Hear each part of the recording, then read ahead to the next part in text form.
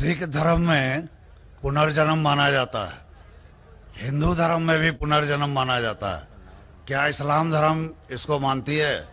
मैं प्रितपाल सिंह सिलीगुड़ी से आया हूं, आपसे जिज्ञासा रखता हूं।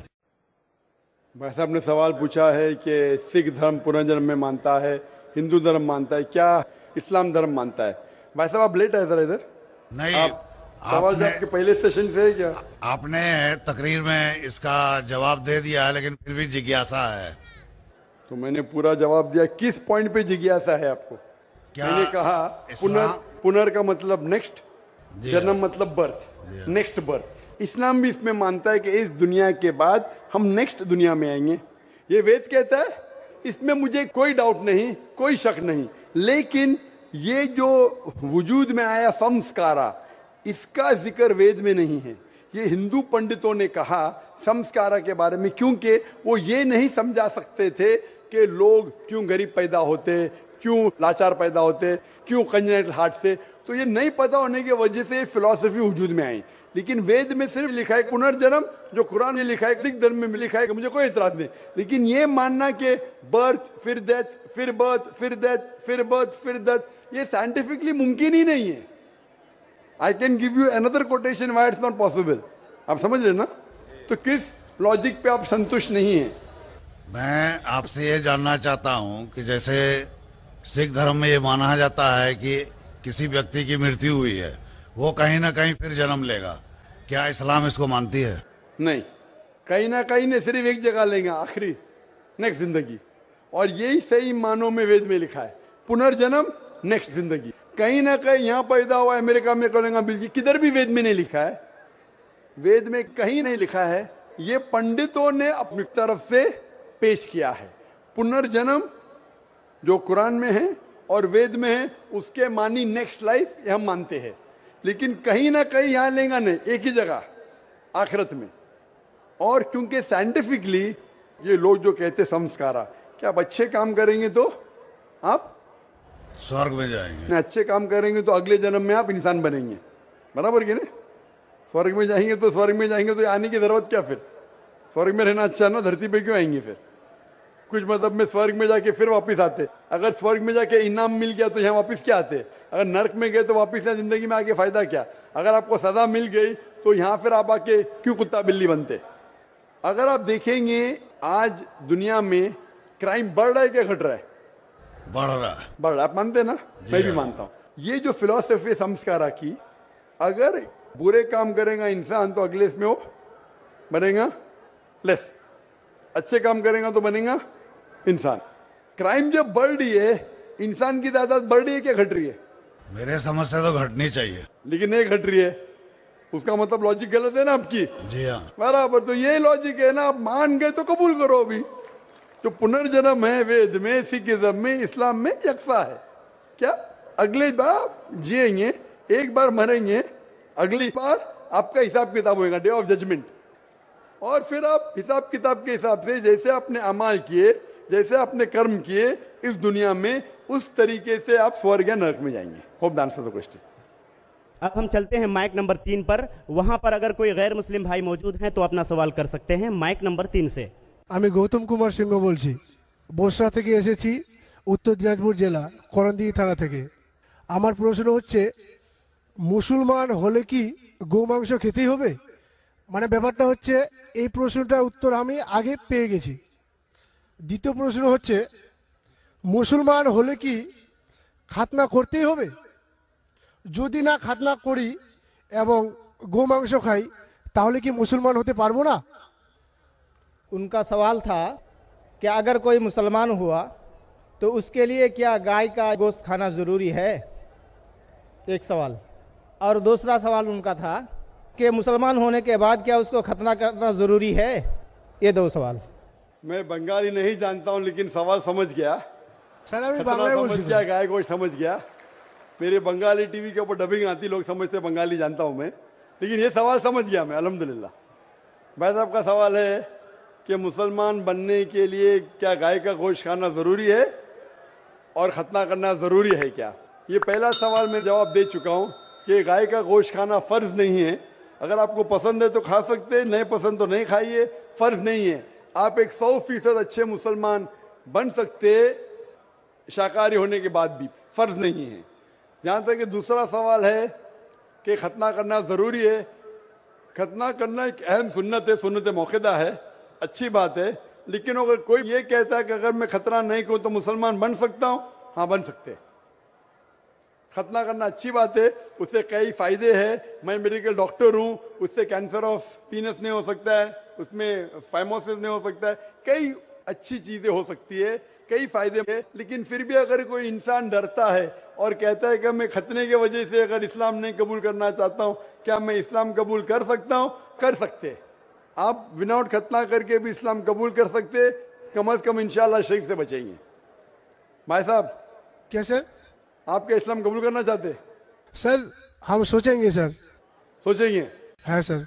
सोचिए, और जब यकीन आ जाएगा खुदा एक के। अब हम चलते हैं माइक नंबर 4 पर। अगर वहां पर कोई गैर मुस्लिम खातून आई हैं तो सवाल कर सकती हैं।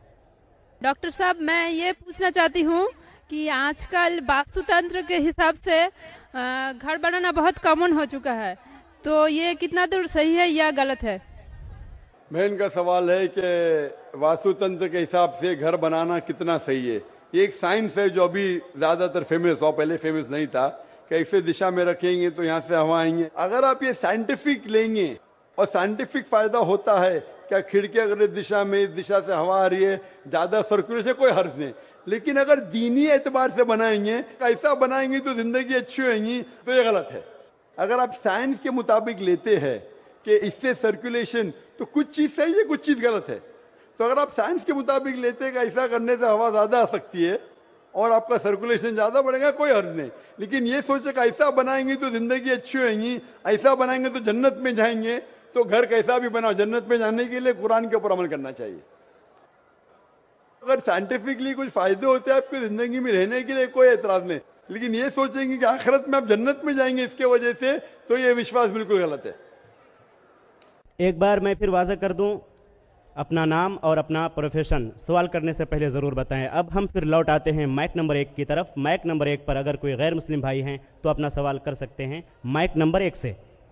पहले मैं आपको प्रणाम करता हूं, मेरा प्रणाम को आप स्वीकार करें। किशनगंज की पावन धरती पे आप आए हैं, आपका अभिनंदन है, स्वागत है।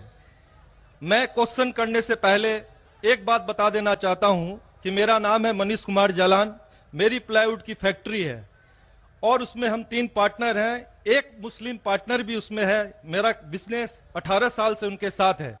कभी धर्म के कारण कभी कोई कंट्रोवर्सी हमारे बीच में नहीं आई है और भगवान के आशीर्वाद से मैं चाहता हूं कि आगे भी नहीं आएगा। मेरा प्रश्न आपसे है कि सनातन धर्म और इस्लाम में क्या समानता है, उसके बारे में मुझे थोड़ा सा क्लियरिफिकेशन। भाई साहब का सवाल है कि उसकी प्लाईवुड की फैक्ट्री है, 3 पार्टनर, एक पार्टनर मुसलमान है, कभी भी कंट्रोवर्सी नहीं है और इंशाल्लाह नहीं आएंगी। उनका सवाल है कि सनातन धर्म और इस्लाम में क्या यकसानियत है, वो जानना चाहते हैं। हिंदू मजहब की सबसे अहम किताब है वेदा। दयानंद सरस्वती जिनने सनातन धर्म को और आम किया, वो सही कहते हैं कि हमें मानना चाहिए वेद। वेद सबसे ऊंची किताब है। स्मृति और श्रुति, श्रुति मतलब जो भगवान की तरफ से, स्मृति मतलब जो इंसानों ने लिखी है। श्रुति में आता है वेद और उपनिषद। तो सनातन धर्म के मुताबिक और इस्लाम के मुताबिक भी आप देखेंगे दोनों में खुदा के बारे में, ईश्वर के बारे में, अल्लाह के बारे में जो लिखा है वो यकसा है। आप जब पढ़ेंगे छंदोग्य उपनिषद चैप्टर नंबर 6 सेक्शन नंबर 2 श्लोक नंबर 1 में लिखा हुआ है संस्कृत में, एकम एविदित्यम, खुदा एक है, भगवान एक है, दूसरा नहीं है। लिखा है स्वतः उपनिषद में चैप्टर नंबर 6 श्लोक नंबर 9 में, नाचस्य कसिज जनिता न चदीपा, कि उस ईश्वर का कोई रब नहीं, उस ईश्वर के कोई वालिदैन नहीं, उससे ऊंचा कोई नहीं, उसका कोई वालिदैन है, कोई वालदा है। लिखा है स्वतः उपनिषद में चैप्टर नंबर 4 वर्स नंबर 19 में, न तस्य प्रतिमा अस्ति, उस ईश्वर की कोई प्रतिमा नहीं। प्रतिमा संस्कृत लफ्ज है जिसके मानी अक्स, picture, painting, photograph, idol, statue, sculpture. तो लिखा है उस ईश्वर, उस भगवान की कोई प्रतिमा नहीं, कोई अक्स नहीं, कोई पिक्चर नहीं, कोई पेंटिंग नहीं, कोई पोर्ट्रेट नहीं, कोई आइडल नहीं, कोई स्कल्पचर नहीं, कोई स्टैच्यू नहीं। आगे जब आप पढ़ते हैं ये सारी चीजें कुरान में भी लिखी है, मैं उसके ऊपर आऊंगा। ये है ईश्वर के बारे में जो लिखा गया है। उसी तरीके से अब आगे जब पढ़ेंगे यजुर्वेद चैप्टर नंबर 40 वर्ष नंबर 8 और 9 में, उसमें लिखा है अंधात्म प्रविशंति या असम्मुति उपास्ते। अंधात्म मीन्स अंधकार, प्रविशंति मतलब दाखिल होना। अंधात्म प्रविशंति या असम्मुति उपास्ते, वो अंधकार में दाखिल हो रहे हैं जो लोग असम्भूति की पूजा करते। असम्भूति मतलब नेचुरल थिंग्स लाइक हवा, पानी, आग। जो नेचुरल थिंग की पूजा करते हैं जैसे हवा, पानी, आग, वो अंधकार में दाखिल हो रहे। और वो श्लोक का कंटिन्यू होता रहा है, वो लोग और घोर अंधकार में दाखिल हो रहे जो संभूति की पूजा करते। संभूति मतलब इंसान की बनाई हुई चीजें, टेबल, चेयर, आइडल, मूर्ति, इसकी पूजा करेंगे तो और घोर अंधकार में दाखिल होंगे। और लिखा है ऋग्वेद में जिल्द number 1 hymn number 164 verse number 46, एकम सत्य विप्र बहुधा विदांते। सत्य एक है, खुदा एक है। एकम सत्य विप्र बहुधा विदांते। लोग, विद्वान लोग उस ईश्वर को कई अलग नाम से पुकारते हैं। ईश्वर को कई अलग नाम से पुकारते। यही चीज लिखा है कुरान में जो मैंने जिक्र किया हूं, सूरह इसरा में सूरह नंबर 17 आयत नंबर 110, कुलिदुल्लाह विदुर रहमान अयमतदु फलाल उस्मान हसना। चाहे कहो अल्लाह या रहमान, उसे अच्छे नाम से पुकारो क्योंकि अल्लाह के सारे अच्छे नाम हैं। लेकिन ऐसी कई मिसाल दी गई। ऋग्वेद आप पढ़ेंगे, ऋग्वेद जिल्द नंबर 2 चैप्टर नंबर 1 श्लोक नंबर 3 में पढ़ेंगे। उसमें एक एट्रीब्यूट दिया गया है ब्रह्मा। ब्रह्मा कहते हैं बनाने वाले खुदा को। ब्रह्मा कहते हैं बनाने वाले खुदा को। हमें कोई एतराज नहीं अगर कोई कहता है कि ईश्वर बनाने वाला है, उसका तर्जुमा करते अरबी में हो जाता है खालिक, हमें कोई एतराज नहीं। लेकिन अगर कोई कहता है कि ईश्वर वो ब्रह्मा है जिसके 4 सिर है, हर सिर पे मुकुट है, तो हम मुसलमान उस पर एतराज करते हैं, क्योंकि आप भगवान को अक्स दे रहे और आप Yajurveda chapter number 32 shloka number 3 के खिलाफ जा रहे। ना तस्य प्रतिमा अस्ति, उस ईश्वर की कोई प्रतिमा नहीं। आपने प्रतिमा दिया तो गलत किया। इसी तरीके से आगे आप पढ़ेंगे, लिखा हुआ है ऋग्वेद में किताब नंबर 6 हिम नंबर 46 श्लोक नंबर 16 में, या एक मुश्ती ही, भगवान एक ही है, सिर्फ उसकी तारीफ करो। और ब्रह्म सूत्र हिंदुइज्म का है, एक कम ब्राह्म द्योत्या नास्ते नैना नास्ति किंचन। भगवान एक ही है, दूसरा नहीं है, नहीं है, नहीं है, जरा भी नहीं है, सिर्फ एक खुदा है, उसके अलावा कोई नहीं है।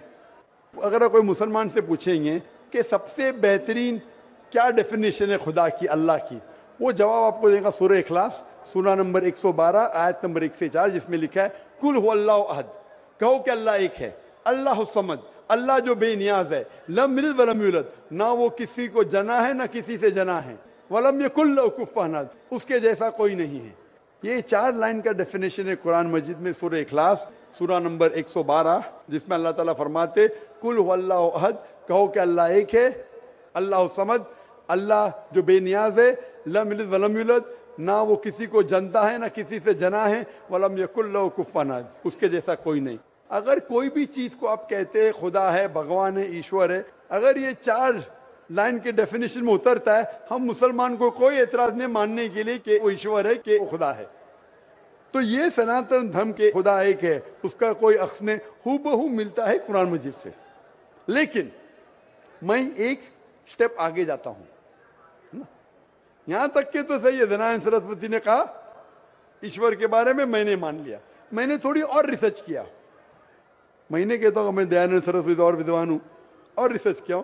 रिसर्च में लिखा है वेद में, पुराना में, कि एक आखिरी अवतार आने वाले हैं। इसका जिक्र दयानंद सरस्वती ने नहीं किया। क्यों नहीं किया मैं जानता नहीं, लेकिन लिखा है भविष्य पुराना, मतलब जो भविष्य के बारे में आपको कह रही है। अगर आप पढ़ेंगे वेद और भविष्य पुराना और बाकी पुराना, कई जगह आखिरी पैगंबर मोहम्मद सल्लल्लाहु अलैहि वसल्लम का जिक्र है। मैं पूरा तफसीर से नहीं बोलूंगा, हवाले दूंगा तो आसान होगा। आप पढ़ेंगे भविष्य पुराना पर्व 3 खंड 3 अध्याय 3 श्लोका 5 से 8 तक, इसमें मोहम्मद सल्लल्लाहु अलैहि वसल्लम का जिक्र है। आगे पढ़ेंगे भविष्य पुराना पर्व 3 खंड 3 अध्याय 3 श्लोका 10 से 27 में मोहम्मद सल्लल्लाहु अलैहि वसल्लम का जिक्र है। अगर आप पढ़ेंगे अथर्ववेद किताब नंबर 20 खंड नंबर 127 श्लोका नंबर 1 से 14 में मोहम्मद सल्लल्लाहु अलैहि वसल्लम का जिक्र है। इसे कहते कुंटब सुक्तात। अगर आप पढ़ेंगे ऋग्वेद किताब number 1 chapter number 53 shloka number 9 में मोहम्मद सल्लल्लाहु अलैहि वसल्लम का जिक्र है।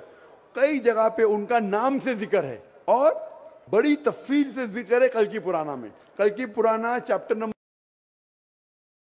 5, 7, 9, 15 यहां पढ़ेंगे। इसमें लिखा है कि कल युग मतलब आखिरी युग में आएंगे आखिरी अवतार।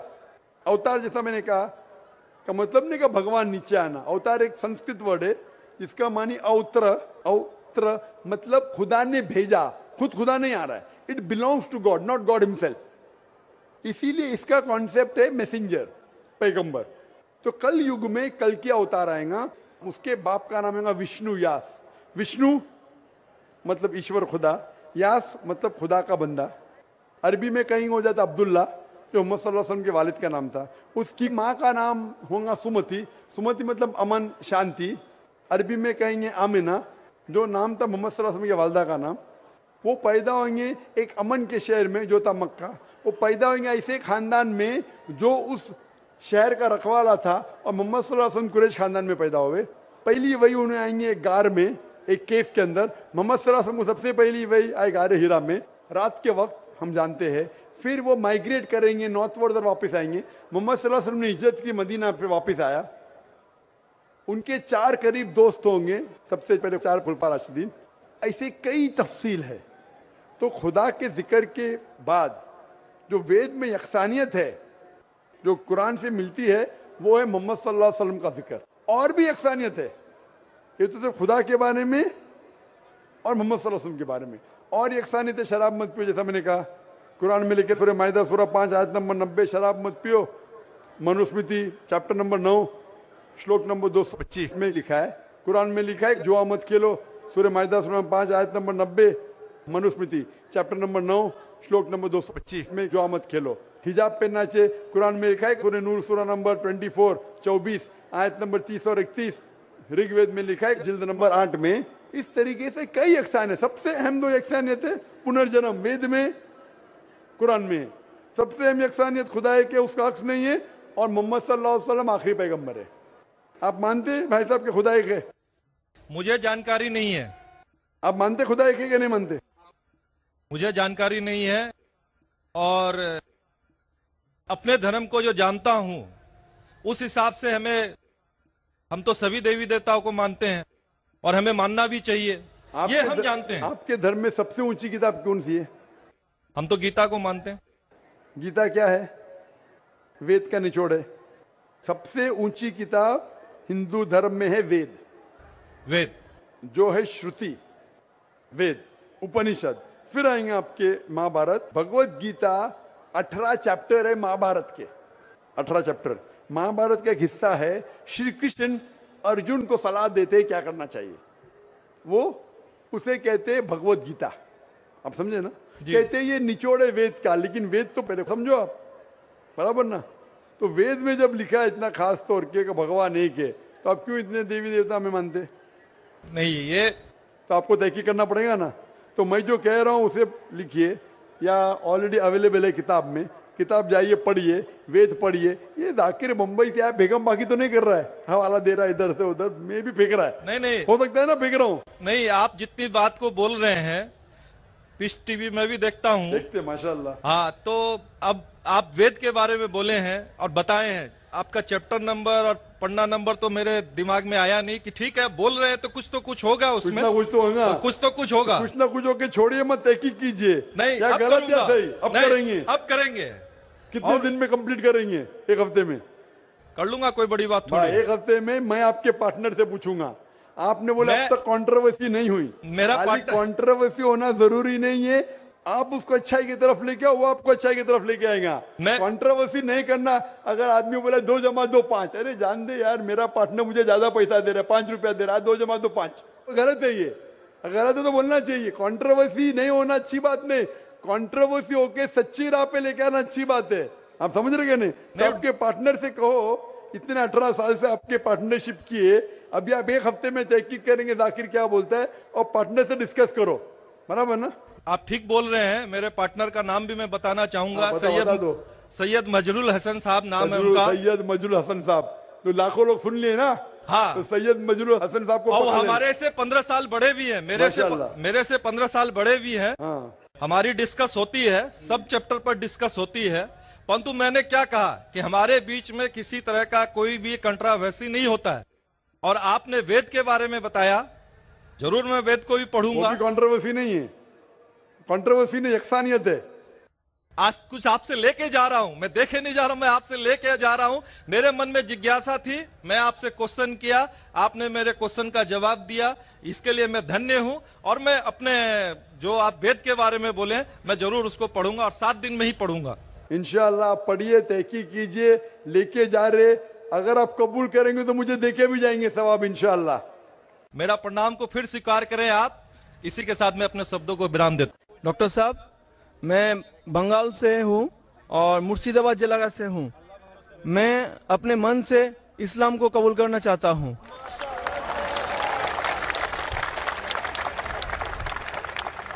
माशाअल्लाह, अल्लाह सुब्हानहू व तआला कहते हैं, इज़ा जा नस्रुल्लाहि वल फतह वरअयतन नास यदखुलून फी दीनिल्लाहि अफ़वाजा फसब्बिह बिहम्दि रब्बिका वस्तगफिर इन्नहु कान तव्वाबा। आप देखेंगे लोग फौज दर फौज अल्हम्दुलिल्लाह इस्लाम में दाखिल हो रहे हैं और हम अल्लाह सुब्हानहू से दुआ करते और इस्तिग़फ़ार करते। और ये आप देख रहे नज़ारा माशाअल्लाह हिंदुस्तान में किशनगंज की सरज़मीन पे माशाअल्लाह। भाई साहब, आप एक खुदा में मानते हैं? मानता हूँ। आप मानते हैं कि बुत परस्ती गलत है? गलत है। आप मानते हैं मूर्ति पूजा गलत है? गलत है। आप मानते हैं कि मोहम्मद सल्लल्लाहु अलैहि वसल्लम आखिरी पैगंबर है? मानता हूँ। आप पर कोई भी जबरदस्ती कर रहा है इस्लाम कबूल करने के लिए? नहीं, नहीं डॉक्टर साहब। आप पे कोई भी दबाव है इस्लाम कबूल करने के लिए?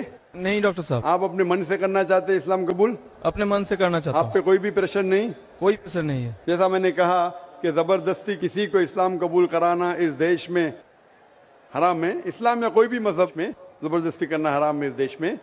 और इस्लाम धर्म में भी, इस्लाम मजहब में भी किसी को मुसलमान जबरदस्ती बनाना गलत है। तो आप अपने मन से करना चाहते भाई साहब? मैं अपने मन से पूरे होशो हवास से। माशाल्लाह। तो इंशाल्लाह मैं अरबी में कहूंगा और आप उसे दोहराइए। ठीक है। अशहदु अशहदु अल्लाह अल्लाह इलाहा इलाहा इल्लल्लाह इल्लल्लाह व अशहदु अशहदु अन्ना अन्ना मुहम्मदन मुहम्मदन अब्दुहु अब्दुहु व रसूलुहु। रसूलुहु। मैं शहादत देता हूँ कि अल्लाह के अलावा अल्लाह के अलावा कोई माबूद नहीं माबूद नहीं और मोहम्मद सल्लल्लाहु अलैहि वसल्लम उसके पैगंबर और बंदे हैं। माशाल्लाह, आप मुसलमान हो चुके। और डॉक्टर साहब, जी हाँ बोलिए। मेरा एक मन की ख्वाहिश है जी हाँ, कि मैं आपके हाथ से कुरान शरीफ को पाना चाहता हूँ। इंशाल्लाह। आप कौन सी जबान में महारत रखते हैं भाई साहब? बंगाली या बंगाली का? हाँ, बंगाल का हूँ। बंगाल का। तो हाँ, बंगाली में महारत रखते। हाँ, मैं दरखास्त करूंगा अगर कोई वॉलंटियर्स बंगाली का तर्जुमा ला सकेंगे, बंगाली और हिंदी का तर्जुमा कुछ चंद ला सकेंगे वॉलंटियर्स। भाई साहब आप आगे आ सकते हैं हाँ, स्टेज के आ करीब। सकता हूँ। हाँ, जब तक आप आगे आएंगे इंशाल्लाह हम सवाल जवाब के सेशन को बढ़ाते रहेंगे। हाँ, ठीक और है। मैं दरखास्त करता हूँ वॉलंटियर से, अगर बंगाली और हिंदी का तर्जुमा यहाँ लाके स्टेज पे देंगे तो इंशाल्लाह मैं ये नौ मुस्लिम को पेश कर सकूंगा। सर मैं आपके पास जाना हूँ। जी हाँ भाई साहब।